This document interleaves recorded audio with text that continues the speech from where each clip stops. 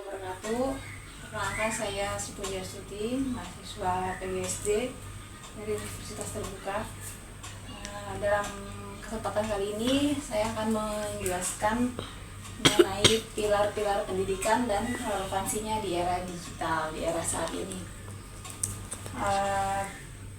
Kita ketahui ya, saat ini sudah memasuki dunia digital, dimanapun, siapapun, dari usia muda, anak-anak sampai dewasa, bahkan orang tua pun tidak luput dari yang namanya digitalisasi. Untuk pertama, kita mulai dengan makna dari pilar. Apa sih itu pilar? Pilar itu merupakan suatu dasar atau penyokong, atau di sini disebut penopang, yaitu merupakan suatu dasar yang utama, yang kokoh untuk membentuk suatu pendidikan. Kalau pilarnya kokoh, akan terbentuk pendidikan yang bagus, yang kokoh. Apa aja sih pilar-pilar pendidikan? Pilar pendidikan di sini ada 4 pilar. Yang pertama, learning to know, selalu mengetahui, selalu ingin tahu apa sih sesuatu itu, kita ada perkembangan apa sih, kita harus selalu ingin tahu. Kedua, learning to do, selalu ingin berbuat, selalu ingin berkarya, ingin menghasilkan karya, tentunya karya yang bermanfaat untuk orang banyak.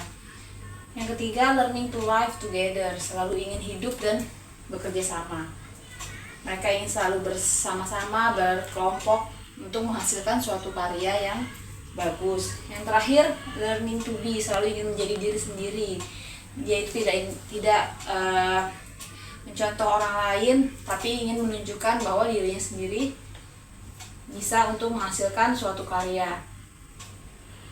Next, selain pilar-pilar pendidikan ini, kita juga didukung dengan beberapa asas pendidikan. Di antaranya ada asas peran, asas belajar, dan asas otonomi. Asas peran ini di sini termasuk dalam asas Tuturi Handayani yang dicetuskan oleh Bapak Pendidikan kita. Siapa Bapak Pendidikan kita? Bapak Ki Hajar Dewantara. Yang kedua ada asas belajar. Asas belajar di sini maksudnya asas belajar sepanjang hayat. Selama kita hidup sampai kapanpun diusahakan untuk belajar, karena belajar tidak mengenal usia, sampai kapanpun bisa untuk belajar. Yang terakhir, asas otonomi. Otonomi ini sini maksudnya kemandirian belajar, kemandirian untuk menuntut ilmu. Dapat dilakukan dengan berbagai cara menuntut ilmu. Next, nih asas peran yang tadi, asas peran ini dia mengacu kepada prinsip dasar bagi pendidik dalam proses pembelajarannya. Prinsip dasar bagi pendidik sih maksudnya apa? Pendidik harus mengetahui apa sih fungsi dari pembelajaran itu, apa sih materi yang akan digali, apa sih materi yang akan disampaikan kepada peserta didik. Pertama, ada semboyan-semboyan dalam pembelajaran yang kita kenal tidak dengan Tuturi Handayani, tidak asing lagi ya kawan-kawan semuanya. Tuturi Handayani dia dicetuskan oleh Ki Hajar Dewantara, Bapak Pendidikan kita. Kemudian ada Ing Ngarso Sungtulodo, yang terakhir dengan Ing Madio Mangunkarso. Apa sih arti dari semboyan-semboyan ini? Semboyan-semboyan yang tadi, Ing Ngarsa Sungtulada artinya di depan memberi teladan. Kalau ada di depan, fungsinya untuk memberi teladan, untuk memberi contoh. Ing Madia Mangunkarsa artinya di tengah memberi ilham atau inspirasi, memberikan inspirasi, memberikan apa sih masukan-masukan untuk kemajuan pendidikan. Yang terakhir, Tuturi Handayani artinya di belakang memberikan dorongan, yang di belakang memberikan support kepada anak didik, kepada anak siswa-siswa yang diajarnya. Maka makna dari semboyan tersebut adalah apabila di depan memberi teladan, apabila di tengah memberi ilham atau inspirasi, dan apabila di belakang memberi dorongan. Ini arti dari semboyan tersebut. Next, relevansi penerapan prinsip pendidikan di era digital.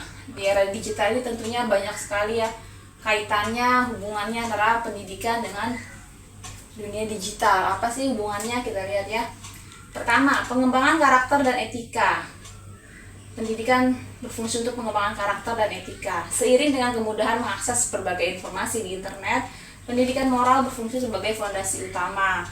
Sekolah dituntut menanamkan nilai-nilai kebangsaan dan etika digital agar siswa mampu membedakan informasi positif dan bertanggung jawab dalam bermedia. Tuh di sini jangan asal disampaikan ya. Sekarang kan banyak ya berita-berita hoax, berita-berita yang asal sharing, tapi kita nggak tahu kebenarannya seperti apa. Nah, di sini akan berfungsi sekali untuk pendidikan moral. Gimana cara membedakan apa berita itu positif, apa negatif, sebaiknya dicari tahu dulu kebenarannya. Kemudian pembelajaran yang berpusat pada siswa, student center.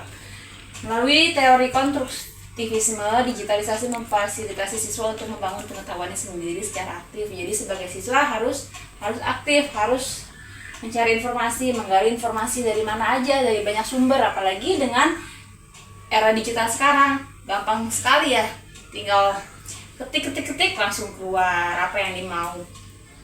Yang ketiga, penguatan peran guru sebagai fasilitator. Fungsi guru di sini tidak lagi menjadi sumber informasi.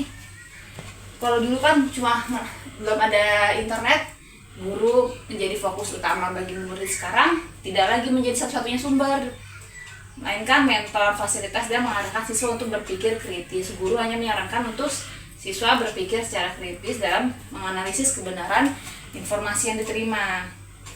4. Pengalaman belajar yang kontekstual. Pemanfaatan media digital seperti kuis interaktif dan simulasi mampu meningkatkan motivasi serta menjadi proses belajar terasa lebih nyata dan menarik. Lebih banyak kayak apa yang dilihat oleh siswa itu menjadi lebih nyata, lebih menarik untuk siswa, perhatiannya lebih menarik, sehingga meningkatkan daya tarik untuk belajar, untuk mengetahui informasi yang didapat. Itu ya. Next, selain dari relevansi ini, kaitannya tentu era digital itu punya dampak positif, punya dampak negatif, semua kan ada plus minusnya ya. Sekarang tantangannya gimana sih kalau untuk pendidikan sendiri di dunia digital? Tantangan penerapan prinsip pendidikan di era digital. 1. Kesenjangan akses teknologi. Di sini tantangannya mungkin infrastruktur jaringan dari setiap daerah tidak merata, perangkat elektroniknya, perangkat handphone, laptopnya tidak mendukung, mungkin ya terjadi ketimpangan. Dampaknya ya tidak merata jaringan internetnya. Antara daerah satu dengan daerah lain mungkin ada yang tertinggal gitu dampaknya. Kedua, kesiapan dan kompetensi pendidik. Tidak semua tenaga pendidik lahir sebagai digital native. Masih banyak guru yang membutuhkan pelatihan. Di sini lagi-lagi harus adakan kayak pelatihan atau training untuk guru-guru mengenai edukasi digitalisasi. Dampaknya kalau gurunya tidak update informasi, akan tertinggal. Metode pelajaran adaptif dan interaktif tidak berjalan optimal. Gurunya beresiko hanya menjadi pemindah materi. Itu ya, kurang kreatif.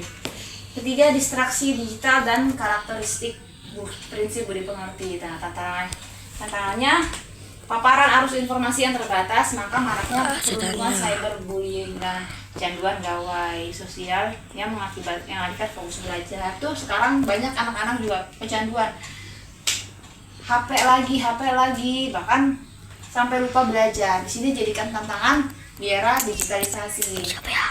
Gimana caranya untuk membatasi itu? Kita harus bisa memanfaatkan waktu, bisa membedakan kapan waktunya untuk bermain HP, kapan untuk belajar. Jadi harus seimbang gitu ya.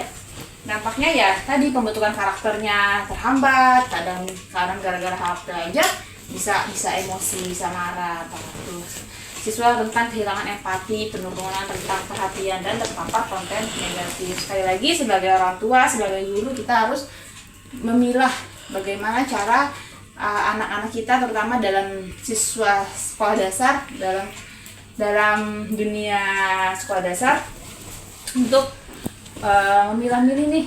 Karena gampang sekali untuk anak-anak usia dini terpengaruh, karena mereka belum bisa membedakan yang mana yang kontennya negatif, yang mana kontennya positif. Jadi harus didampingi gitu ya. Next, peran pendidikannya tadi ya sudah dijelaskan juga. Saya ulangi lagi, 1, pemerataan akses dan sumber belajar. Teknologi bisa memungkinkan untuk peserta didik mengakses materi secara instan, lebih cepat didapat ya. Pengembangan keterampilan abad 21. Pendidikan membekali siswa dengan kompetensi seperti critical thinking, berpikir kritis, kreatif, dan kolaborasi serta komunikasi, yang dikenal dengan istilah 4C. Pembelajaran yang dipersonalisasi. Sistem manajemen pembelajaran memungkinkan kurikulum disesuaikan dengan kecepatan belajar dan minat masing-masing siswa. Pendidikan karakter dan etika cyber. Di tengah membanjiri informasi, pendidikan berperan vital menanamkan nilai moral agar siswa mampu menyaring hoaks dan bersosialisasi terhadap dunia maya. Ya, harus tanggung jawab, apapun yang dilakukan harus tanggung jawab. Apalagi sekarang ada undang-undangnya ya. Oke. Sekian presentasi dari saya. Kurang lebihnya mohon maaf. Semoga bermanfaat. Wabillahi taufiq wal hidayah. Wassalamualaikum warahmatullahi wabarakatuh.